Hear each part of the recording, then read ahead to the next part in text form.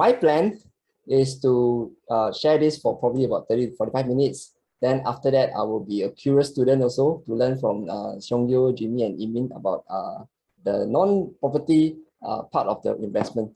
And yeah, so let's talk about today about my section regarding the market updates. Okay, I just want to maybe have a few, okay, because I've been talking to a lot of people, friends and clients out there, and basically I've been talking to people who are generally already interested in the property market.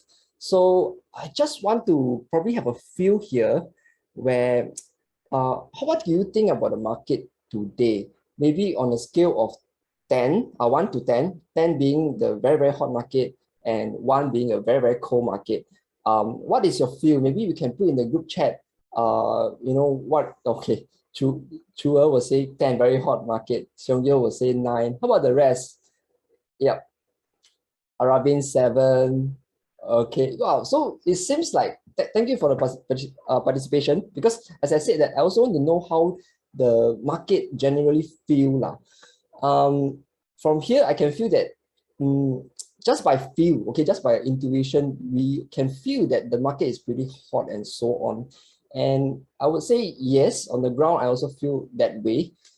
But of course, we know we are all here talking about investment, and I also learned a lot from Emin and Jimmy that when we talk about having a sound investment decision, feeling and intuition maybe is not enough. We also want to go into really data and figures, something to back up our analysis.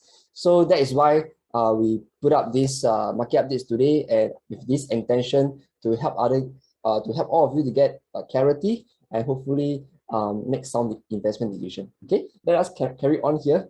Of course, this is the standard disclaimer thing. And basically, I would just want to say that what I'm doing here is basically, right, yeah, basically what I do here is to gather all the data and information from reliable sources. Okay, so that we gather together, and then from there we see what are the signs are telling us. So basically is, you know, all the news, all the data out there, we are just here, organize, tidy up, and then present to you guys. All right, now let's carry on here. And same thing, I asked just now, how's the market? But the real question here is, I also want to check in with all of you here, which is this: why do you think we want to really have time to really spend time to really understand what's going on in the market? Isn't it like, you know, we want to buy, we just buy, or we want to sell, we just sell, or, you know, kind of thing. And what I feel that is really, really important, that after probably 30-40 minutes later, okay, we could get some meaningful things out of it.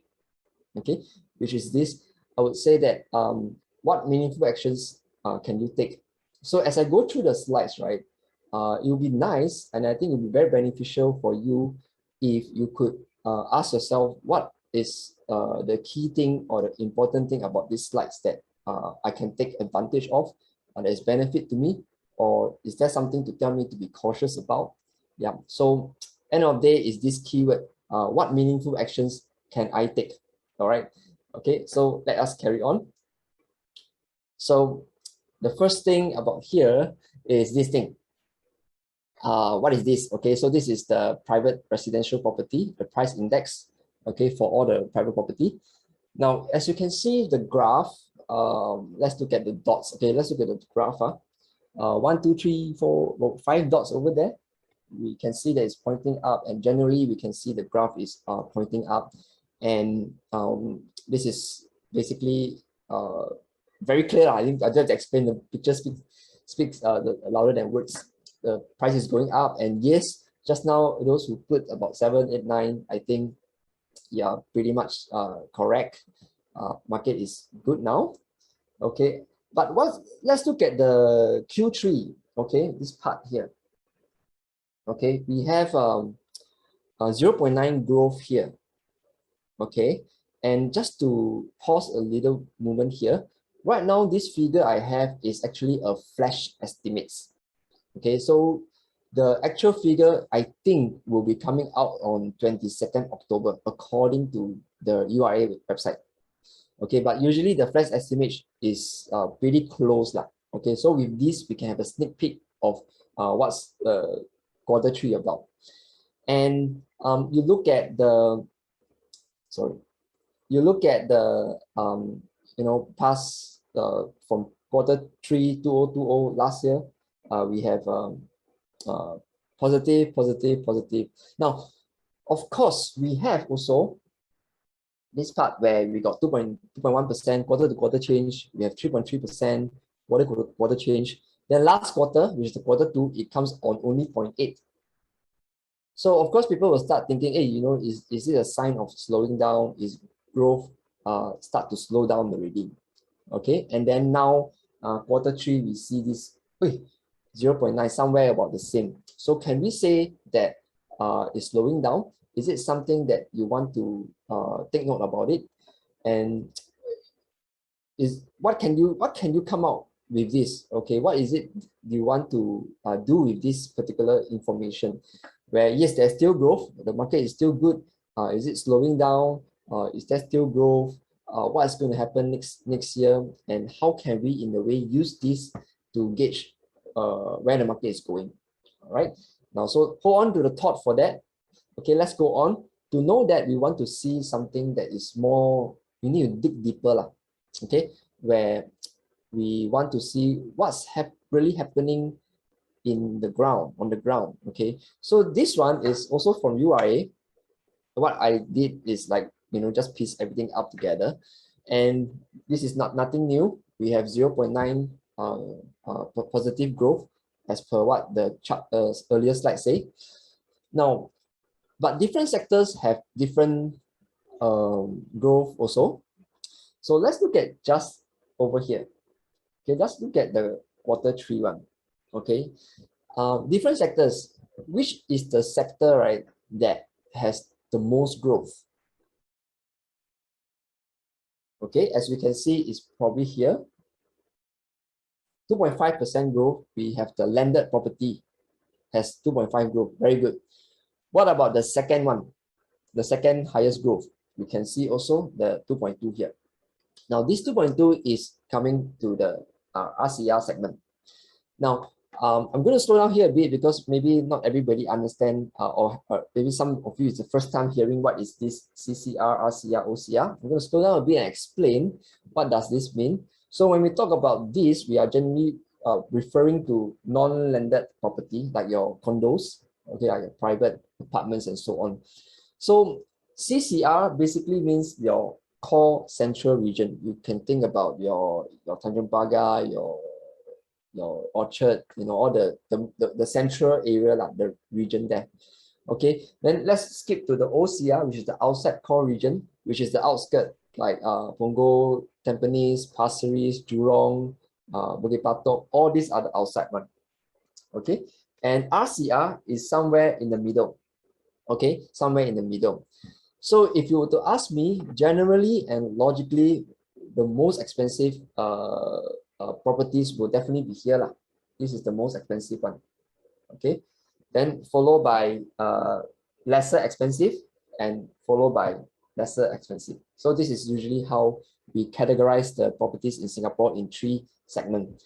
And over here, you can see that RCR, okay, having the 2.2%. Now, what's interesting is that with landed property at 2.5% growth and with RCR at 2.2 growth, why is it that the growth is, the overall growth is 0.9? Okay, because we have some that pulls down the equation. Okay, which is here. You can see the core central and the outside core central have negative.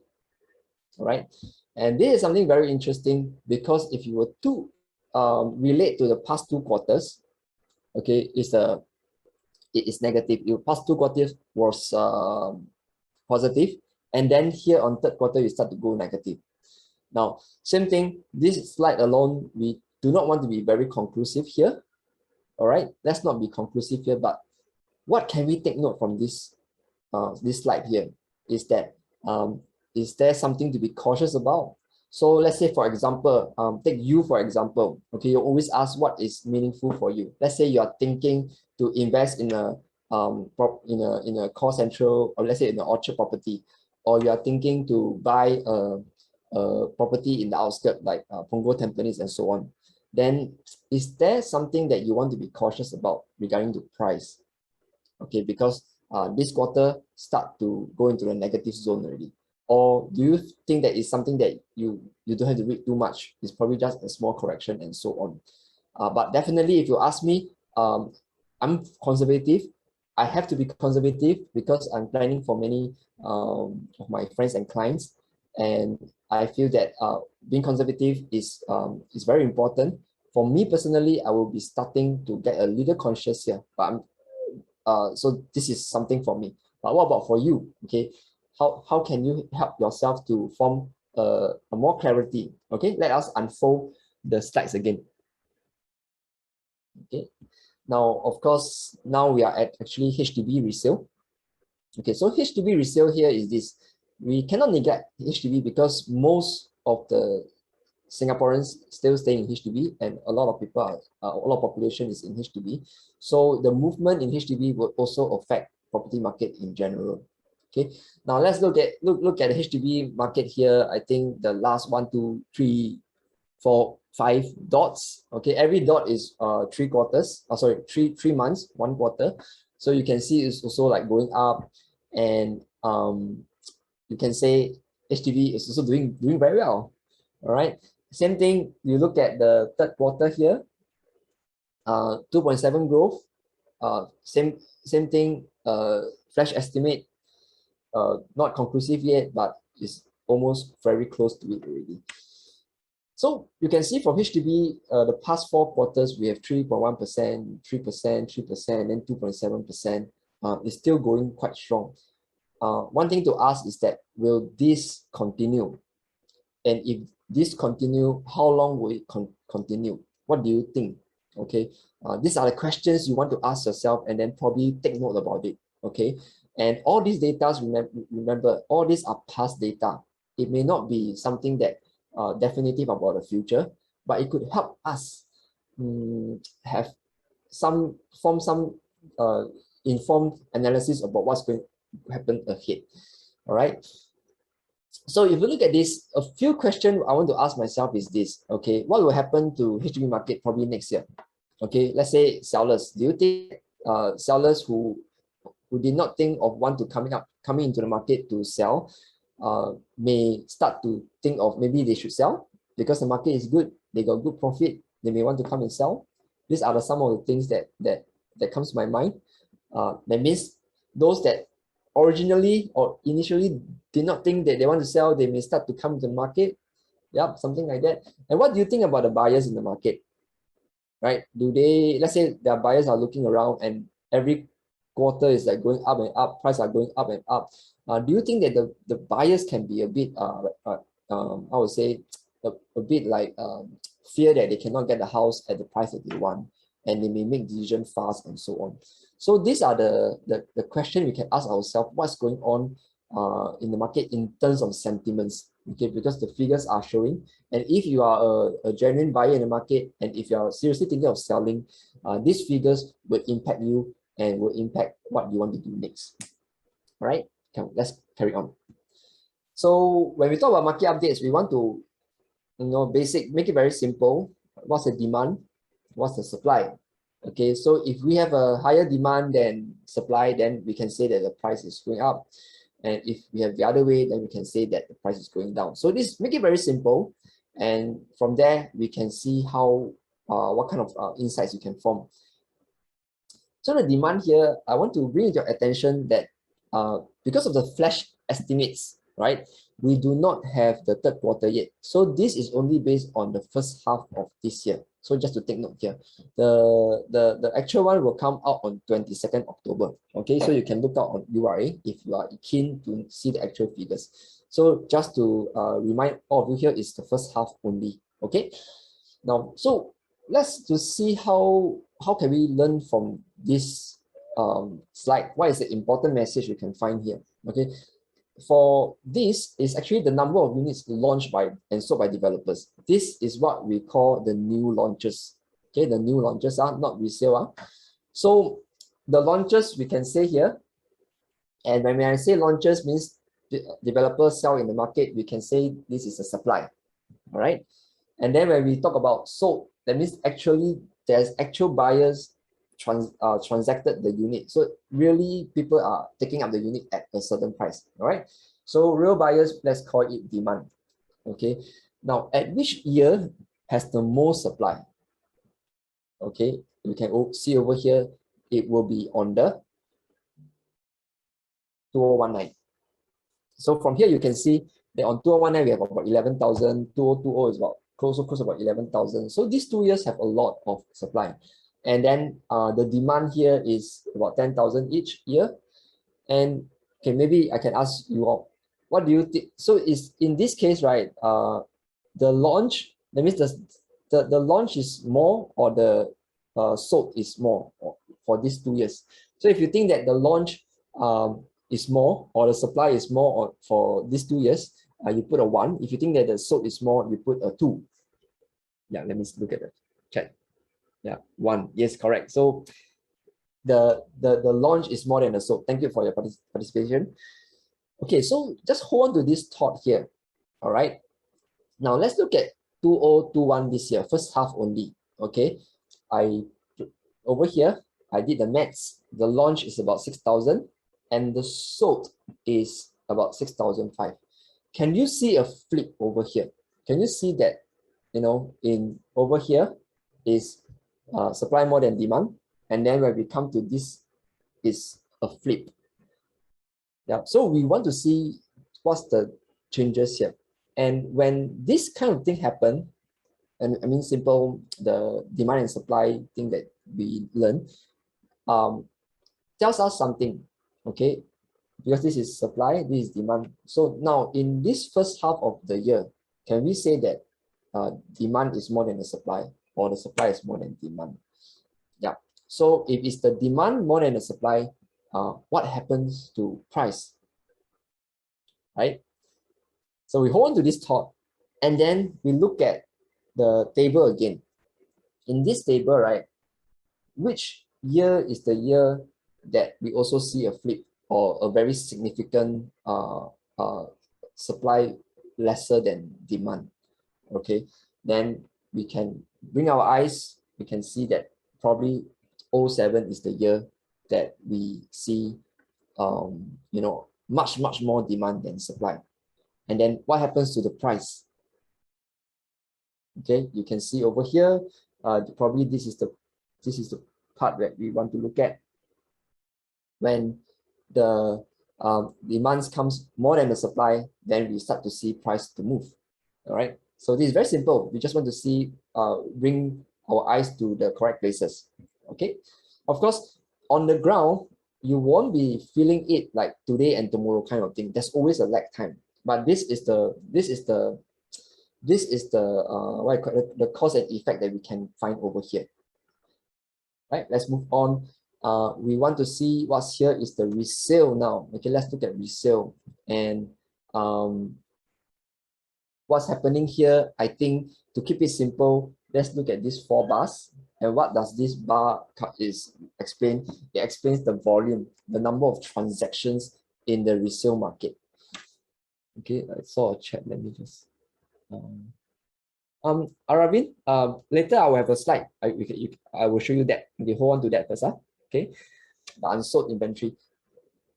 So you can see over the last 4 bars, right? There's a lot of transactions. So we can also say that in resale is very there's a lot of transaction going on. And just look at this amount here. Okay, just half a year alone is probably on par with the past 2 years, whole year transactions already. Okay, so this is something for you to take note here. So let us build up from there. Okay, let us find out what's the supply. Now we know the demand. Let's look at supply.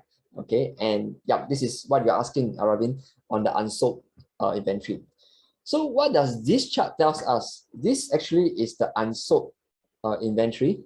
Okay, and why do we want to know that? Because when we want to know what happens to supply. Okay, and you can see over here we have over about Q1 2019, we got the highest amount of unsold inventory. That means a lot of supplies, no takers yet.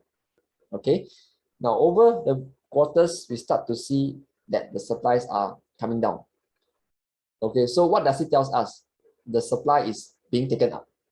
Okay, and the unsold units are getting lesser and lesser.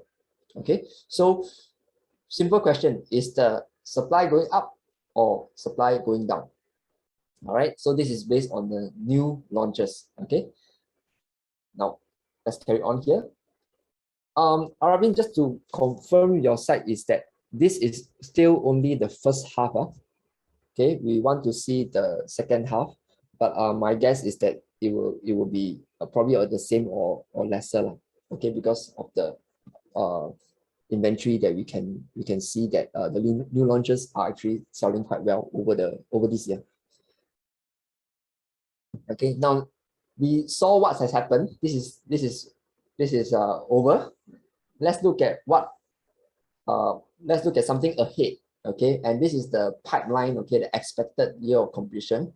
Of course, in the figures may change, but usually is plus minus around there. Okay, so this year, the second half of the year, we can see that there are about 3,006 units going to be in the market. So what do we mean by year of completion? Means they are ready and the developer will be passing the keys and the buyers are collecting their keys. So this is very important because once the owner collect their key, they can do one of three things. Okay, what are these? They can move in to stay, they can rent out, or they can decide to sell in the market, right?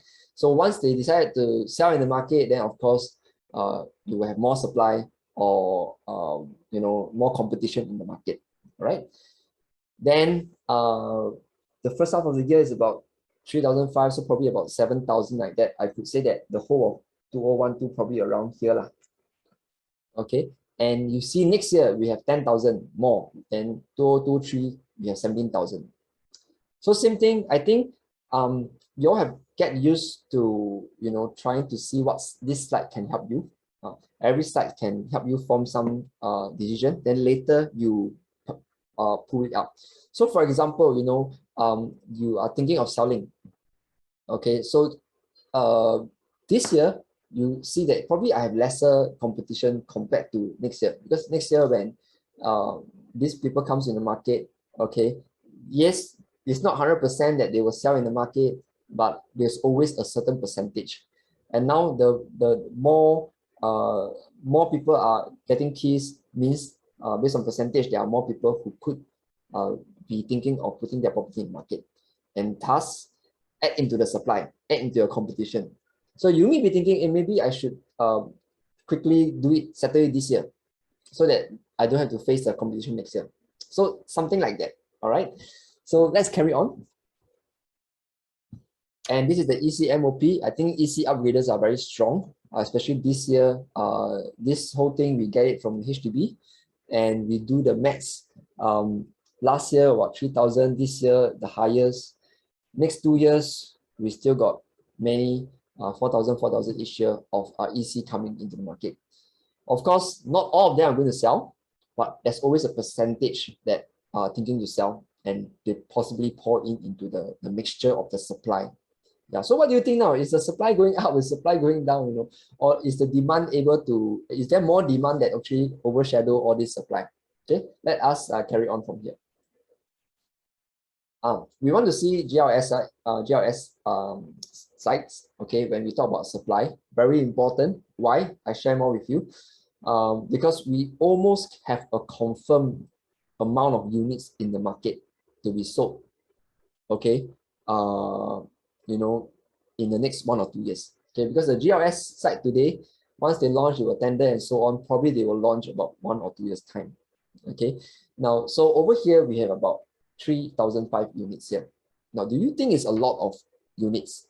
Okay, can anyone still remember how many units were sold just in the first half of this year? Can anyone remember? Can put in the group chat. This a bit hard. Okay, let me help you out. Let me just go back to the slide just now. Okay, so in the resale. This year alone, we have about 10,000.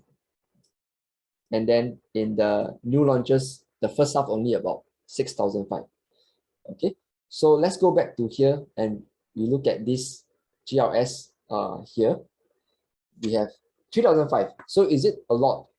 Okay, I'll leave it up to you. Let's carry on here on the reserve list. Okay, reserve list is that it's not confirmed, but as long as it's triggered, they will release. So recently, Marina View, you can see over there, number 7, the white sites has triggered, and there will be about 900 units of residential will be in the market probably in the next 1 or 2 years. Now, why we want to know GLS? Okay, I think one of the reasons is why market watchers are closely monitoring the GLS is also because we can sort of, in a way, know what's the price going to be in the future, because we can plan, we can count the years, you know. It's going to launch next 1 or 2 years, and next 1 or 2 years, the price is going to be somewhere around here. Okay, and why are we able to do that? Okay, so that's a very fundamental reason. Why? Because how it works. When the government land sales, they have opened a tender, then developer will bid for it.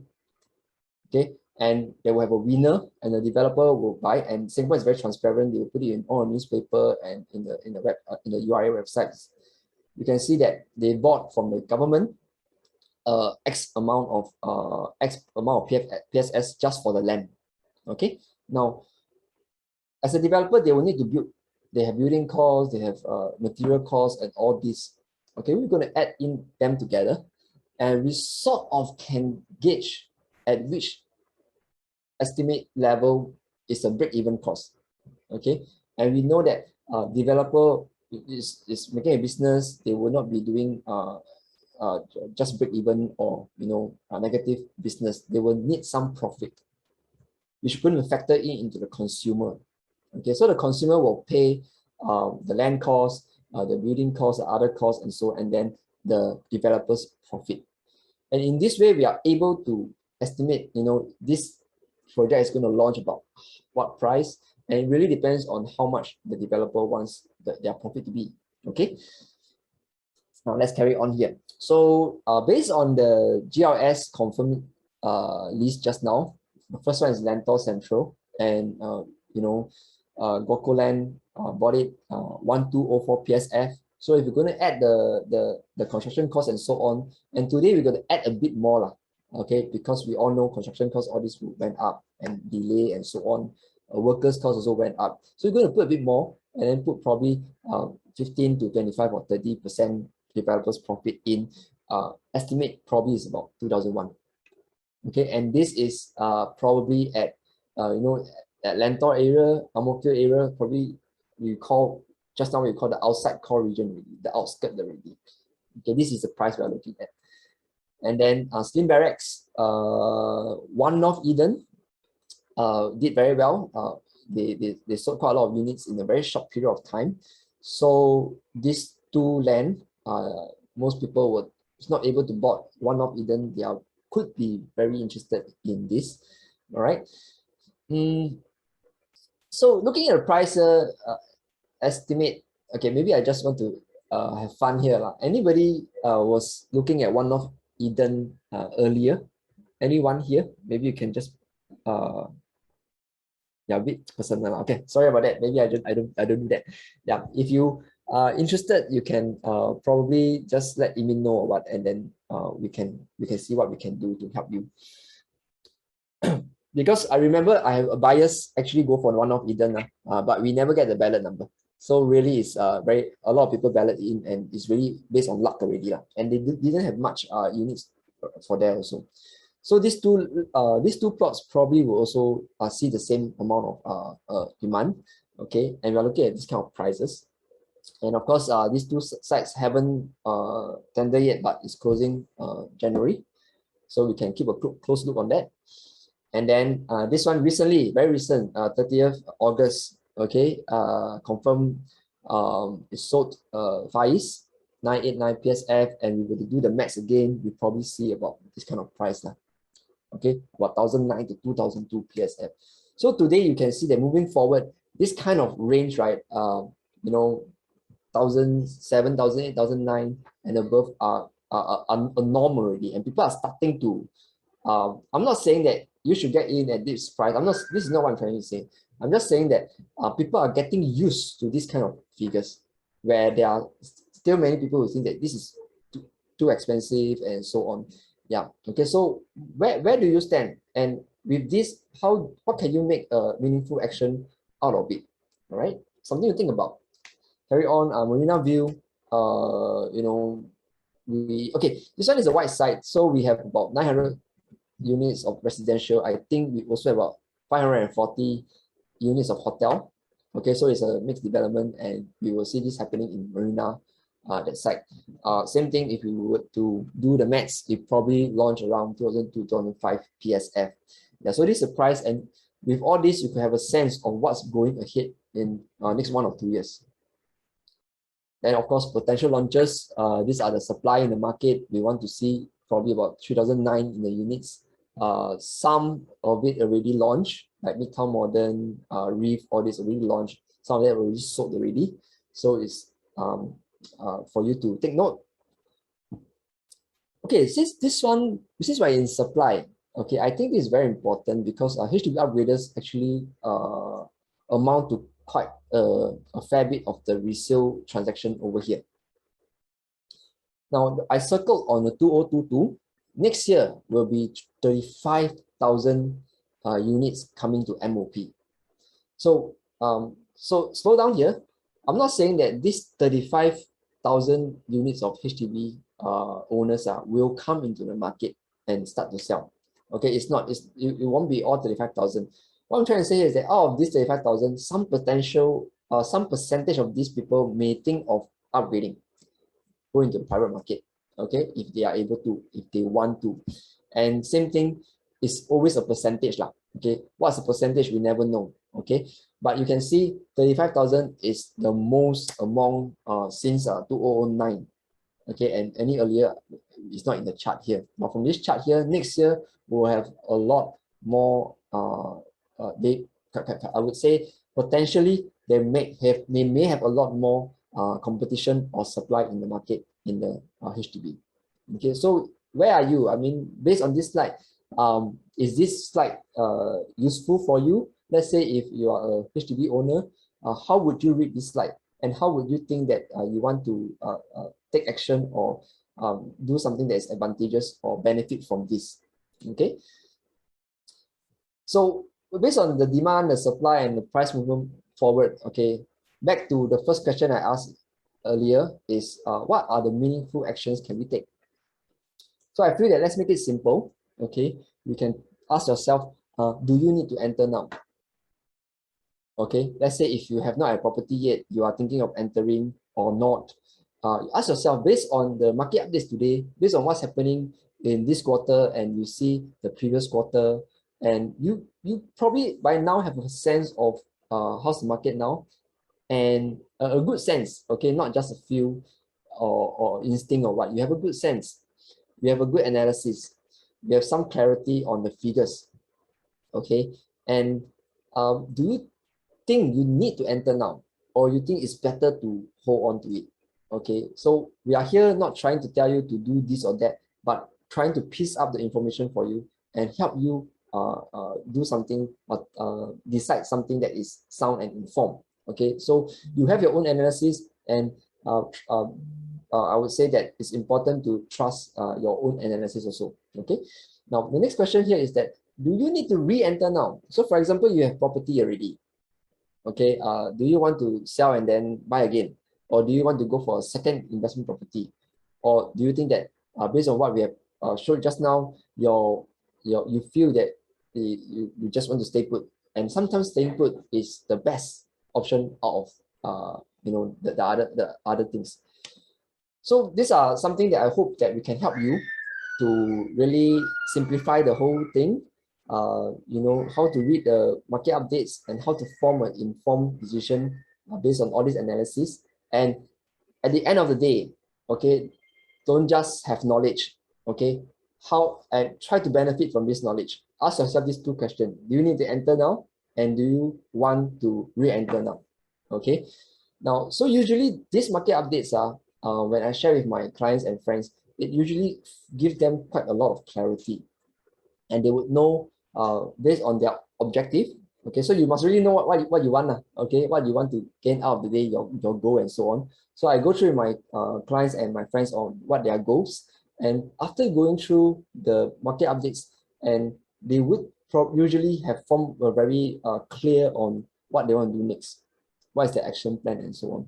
So I hope you also have a similar feeling after going through these market updates. But if you do not have, okay, what we're going to do here, we have discussed with Emin, and Emin is very nice to offer this, that you could, if you think that you want someone to speak to discuss, and you want to have more clarity on what you can do and what are the potential of your profile and what's the market going to be, and you can book an appointment, and we can have a discussion. Okay, so when you do this QR code, you go into you go into a web, right? Okay, sorry. So when you go into the web, just do me a favor. When you fill up, please put in this thing, Emin 6 October. So I know it's you guys, and I would very much happy to inform Emin, and then perhaps we can, if he's free, I can also ask him to come along. Then we can also help you out in your journey, or help you gain more clarity. So that's the purpose of this QR code here. And what we do usually with my friends and clients, I'm going to share with you guys, is that usually we have a full array of things that we can help. But over that Zoom appointment or physical appointment, we'll just be focusing on the strategy session to help you gain clarity. Okay, so what we do, we go through the objective and your financial analysis, and help you gain what strategy you want, and what kind of property actually suits you based on your objective and your profile. Okay, so I have a very short video here to show you more, to let you understand what is this strategy session about. But just keep in mind that we'll be talking only about the strategy. Okay, so My Property Concierge, a complete two-part system. First, on strategy, we have understanding objective. What's your goal? Financial analysis, is your funds optimized? Determine strategy, what's the best way to reach your goals? Selection approach, what type of property best suits me? Second part, execution, we have WhatsApp group chat, a close communication.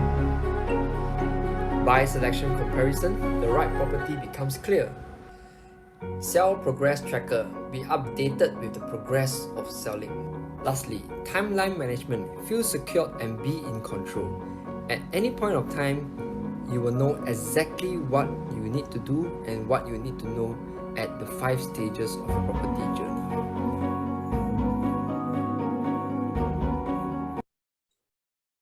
Yep, so yeah, as I said, it's for you, not for everybody. But if you feel that after the market updates, you want to gain some clarity, you can, this is a channel for you.